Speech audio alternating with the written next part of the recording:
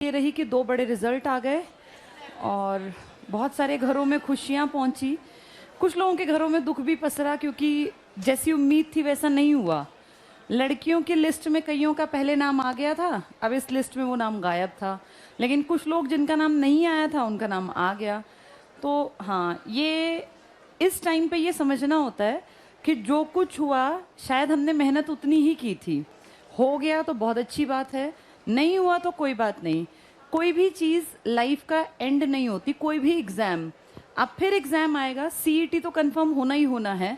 तो ये मान के चलो कि जिसका रह गया फाइनल सिलेक्शन, अब 100% अपने जी जान लगा के सीईटी को पढ़ लो। देखो, 2 चीज़ें होती हैं, या तो भाई मेरे पास ऑप्शन है, मैं ना पढ़ूं, मेरे पास बिजनेस है, मेरे पिताजी का बहुत बड़ा कामकाज है।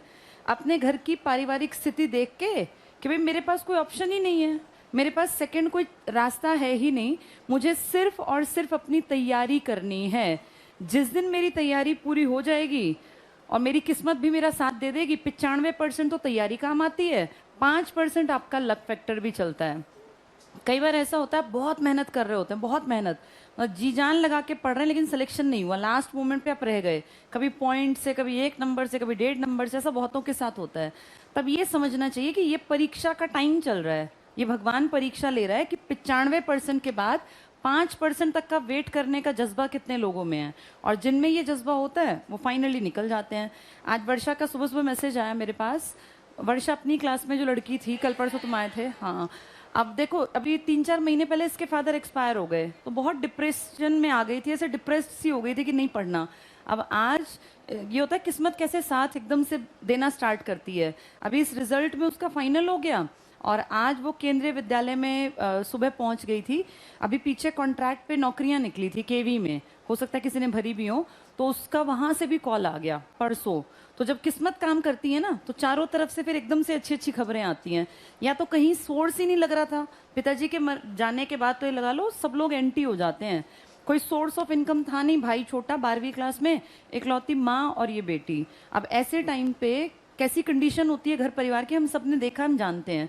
उस टाइम पे 4 महीने काटना एक मौत दिखती है। अब पीछे इसने ये भी कहा कि सर पैसे नहीं है, फी के मैं भर नहीं सकती। तो परिमल सर ने कहा कोई बात नहीं, तू पढ़ ले, जब पैसे कमाने लगेगी तब अपनी फी दे देना। अब देखो, किस्मत 4 महीने बाद जाग गई, फाइनल लिस्ट में भी नंबर आ गया और अपना एक कॉन्ट्रैक्चुअल भी बुला लिया। अब जब तक फाइनल वाले नहीं बुलाते तब तक ये केवीएस में, और केवीएस में बढ़िया जेएनयू में, जवाहर लाल नेहरू यूनिवर्सिटी है ना, हौस खास दिल्ली में, साउथ दिल्ली में, वहाँ चली गई। तो आज सुबह उसने उस स्कूल का फोटो खींच के भेजा हुआ था। तो मैंने यही कहा कि यही होता है लक फैक्टर। ये 5% वेट कर रहा होता है कि 95% कब तक आप खींच सकते हैं। जिस दिन तक आप 95% के साथ चलते जाएंगे, फाइनली एक दिन ये 5% आपके पक्ष में होगा। और जैसे वर्षा का ये दिन आ गया, ऐसे तुम सबकी भी लाइफ बदलेगी, बशर्ते पेशेंस रखना पड़ेगा।